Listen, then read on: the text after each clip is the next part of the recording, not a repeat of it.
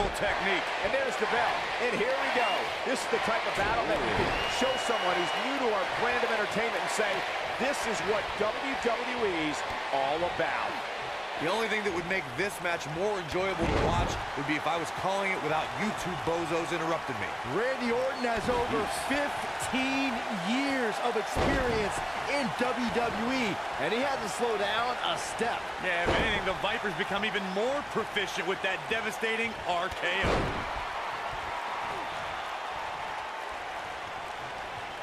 Do you guys remember The Miz's early WWE career back on ECW?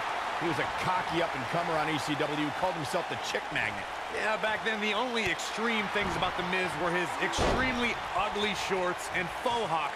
But I have to concede that he did get the girls on that show for some strange reason. What a stomp! Good grief! Nailed it. Corey, you really undersold the powers of the Chick Magnet before.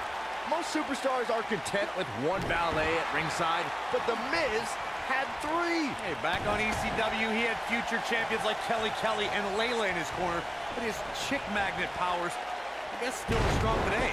Nowadays, he's married to 2-time champion Maurice. Good golly, what a knee!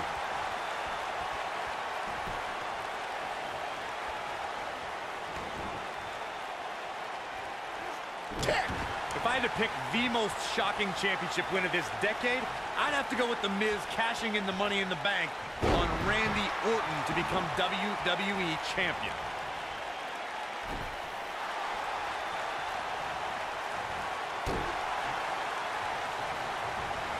Oh, man, what a boot! Tear the features clean off your face. Corey, touching back on Miz's title win you brought up, even I was surprised, and I was a bit of a Miz fan back then. He was a former reality TV star who unseated a third-generation multi-time champion in Randy Orton. Michael, saying you were a bit of a Miz fan is like saying you kinda like Elias's music. I hate to say it, but The Miz did wisely cash in his Money in the Bank contract and made history that night. Harsh impact. What is Randy Orton's best strategy at this point? This match has definitely tested his mettle, guys. Man. If you ask me, guys, matches like this where there are essentially no rules are one giant free-for-all where absolutely anything can happen.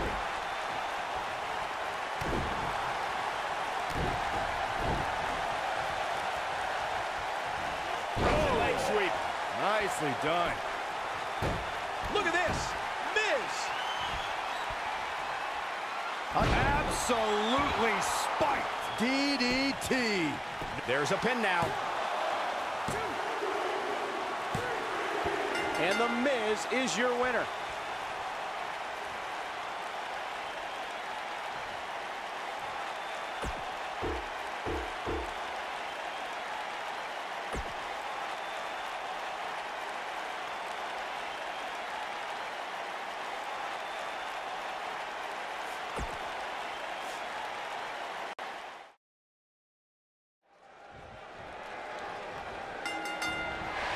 The entire locker room should consider themselves won. Tonight, the Apex Predator is coiled and ready to strike. If Randy Orton has it his way, tonight he returns to his rightful position at the top of sports entertainment. Randy Orton has over 15 years of experience in WWE, and he hasn't slowed down a step. Yeah, if anything, the Vipers become even more proficient with that devastating RKO.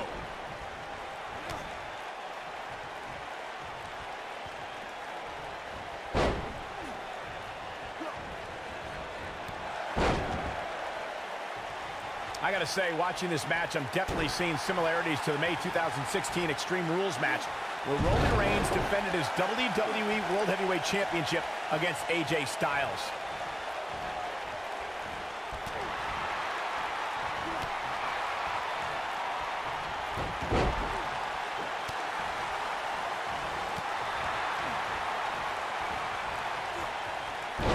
When it comes to brutality, I would agree with Michael Cole's assessment that this match shares similarities with the 2016 Reigns-Styles match. Though for me, the biggest story of that night came after the match. I'd agree with that for sure. Absolutely nobody thought they'd see Seth Rollins on that night, especially Roman Reigns. The Miz was able to get out of the way there. The quick reversal there by Randy Orton. Neck breaker after the float over. That was pretty. For a few years, Randy Orton brought his career to even greater heights by aligning with the Authority as their person. The devastating Orton stop. And here comes Orton.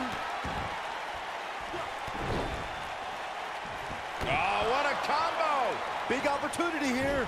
Nobody strings together. An RKO. I think this is the beginning of the end. Shoulders on the mat. Michael mentioned Randy Orton as the face of the WWE, given his long history aligning with Triple H. It made perfect sense for the game to give the Viper preferential treatment, main events, and a lengthy world title reign. Gentlemen, it was so much more than their history that made Randy Orton the face of WWE.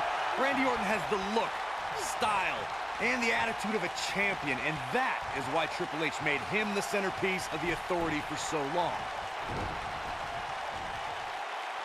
Oh, what a slam. The Miz is constantly on the lookout for backup. His most reliable allies ever may have been Miz Taraj, Curtis Axel, and Bo Dallas. Well, the duo did have the Miz's back for almost a year. In fact, they were happy to join the Miz in his jump from Raw to SmackDown Live in 2018. But the deal Daniel Bryan made didn't include the Awesome One's cronies.